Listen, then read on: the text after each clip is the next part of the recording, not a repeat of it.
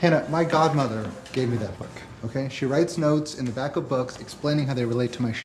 I need it back. When he is not consumed inhabiting the role of Ray on HBO's hit series Girls, Alex Karpovsky is making movies, and two of his latest will hit Lincoln Center this Friday. Alex is with us now, right now, to discuss his dual life. Hi there. Hi. So let's just start. All right, these movies, a delusional scientist with an unreturned sexual fascination, and then in the other film, a tortured filmmaker suffering from a breakup. These are the lead characters. One of them, in fact, is you.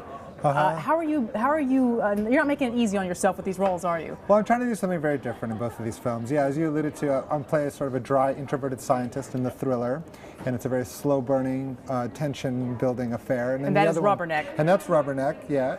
And the other movie is Red Flag, where I play kind of a caricatured version of myself. I'm trying to heighten my own insecurities and neuroses and delusional dreams for comedic effect. Kind of like what Larry David does on Curb and Louis. Did you use him as a model for this in some ways? Yeah, very much so. I mean, and not only is he sort of a heightened version of his real self for comedic effect, but he also, the way he approaches his show is something I try to borrow. He doesn't have a script. He has like a 7 or 8 page outline.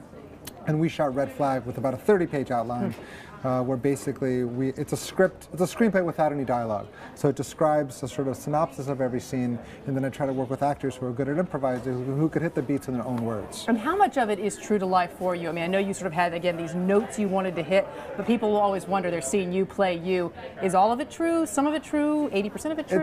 It's a hodgepodge. Some stuff is true, some stuff is fictionalized. The movie's about a filmmaker on tour with the film. And I really did go on a tour with an earlier film called Woodpecker, so that is true. I really did make this film, and we really did shoot it while we were on this promotional tour. You know, sometimes you go on these tours, and it's easy to kind of lose your mind, because it's kind of it's a daily challenge sometimes, or at least it is for my character in this film. So he tries to kind of make a film about being on a promotional tour. So it's sort of a meta film, and it's autobiographical in that sense. But a lot of the plot beats in the movie are fictionalized. Like kind of one of the main advances in the plot is that there's a stalker fan that starts chasing him on the road, and regrettably that's never happened. Regrettably. But there's time. Give yourself time. There's a lot of people eyeing you over here in the newsroom. Now, not autobiographical, I hope at least, is in Rubberneck, where you're mixing evil and science for some very creepy moments. What's kind of the creepiest thing about that film, you think? Or the character, at least? It's just unreciprocated obsession. And it's slowly, we boil it until it kind of gets to a point where the results are very unsavory, in fact, criminal. And hopefully it's sort of a, we want to create a character that we have a lot of empathy for, but he's also very troubled in a very specific way as well. And trying to kind of navigate between those two things was the challenge of the film. Now, one of the characters people know you most for right now is Ray, obviously on the hit HBO series Girls. If you could write any scene for your character Ray, put him in any scenario, what would it be? Gosh, what an interesting question. I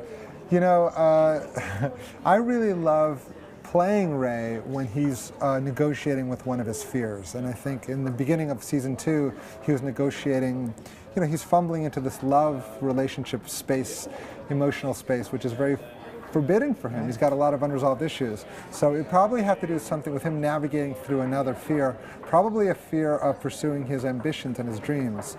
Who knows how long he's going to last at Grumpy's, which is where he works. Right. I think he's got broader ambitions, and I think sort of going down the road towards that would be something I'd like to play. Have you found people responding to the vulnerability of this character, that it's not sort of typical for like of male macho characters? You even called yourself a loser at one point. What has people's reaction been to that vulnerability? Well, I think they're starting to empathize with him much more. In season 1, he was very angry and sarcastic and cynical and judgmental, and hopefully for comedic effect. But in season 2, we're starting to really see the underpinnings and the backstory, what fuels all this animosity and vitriol. And I think a lot of it is insecurity and fear and self-loathing, and he's a flawed character, and we're understanding that more and more. And I think the more we see that, the more people can relate to it. We asked people on Twitter if they had any questions for you, and one person wrote in, Allison Spence. She said, "What do you think Ray's aunt wrote on the back cover of Little Women?" What an interesting question. Good question. Yeah, so in last episode I have to retrieve Little Women.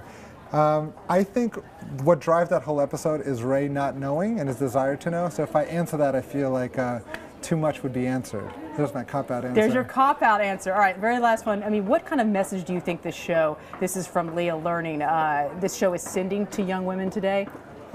Well, that it's okay to be yourself. As generic as that sounds, we just haven't seen, in my opinion, a depiction of young women in New York City in this light before.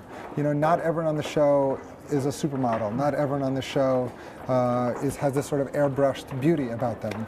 And their personalities are very flawed, and a lot of their fears are on display and their insecurities are on display. And that's okay, and that's normal, and that's part of everyday life. And I think we haven't been given enough of this sort of comprehensive, cosmopolitan perspective on these female characters in a lot of TV, and I think it's very authentic for that reason, and I think for that reason it's catching on with a lot of people. And my last question for you, are you happier acting or writing, directing, producing?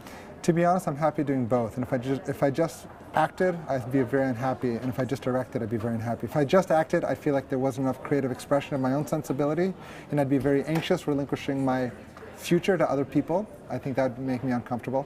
Conversely, if I only directed, life wouldn't be as much fun. I really Because you like wouldn't acting. get the stalkers that you want. Exactly. All right, exactly. we're aiming for you to get the stalkers. Alex, thanks so much for being Thank with you. us.